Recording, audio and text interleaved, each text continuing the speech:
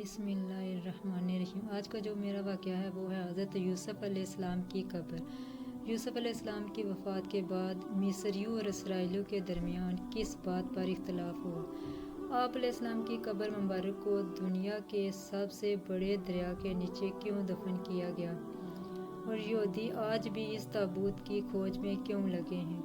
حضرت یوسف علیہ السلام کو اللہ تعالیٰ نے خوبصورت حسین سے نوازا تھا۔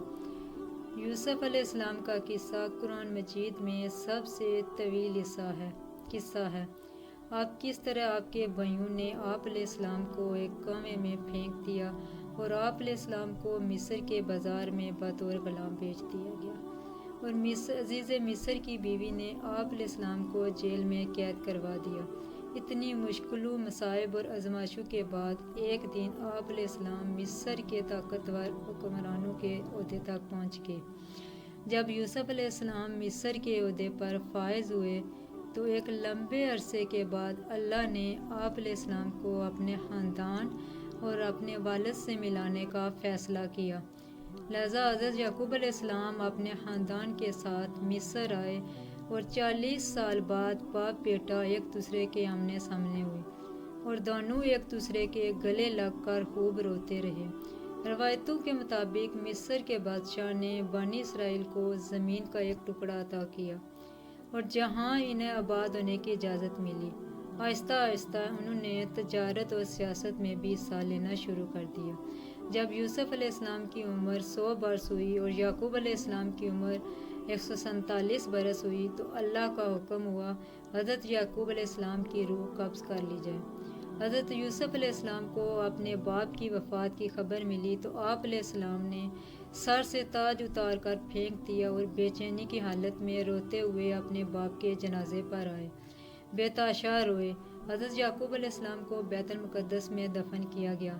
جنازے کے بعد آپ دربار پر واپس آئے اور آپ علیہ السلام غموں سے چور تھے، اور پھر رات ہوئی۔ آپ علیہ السلام دریائے نیل کے کنارے آئے، مصلی بچھایا اور روتے رہے اور پوری رات نماز ادا کی جہاں تک کہ صبح ہوگی۔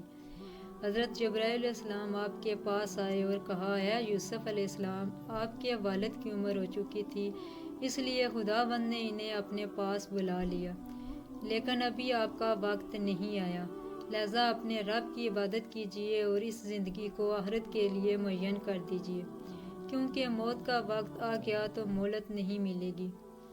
اپنے والد کی وفات کے بعد آپ نے نہ کبھی اپنے سر پر تاج رکھا اور نہ کبھی مسکرائے۔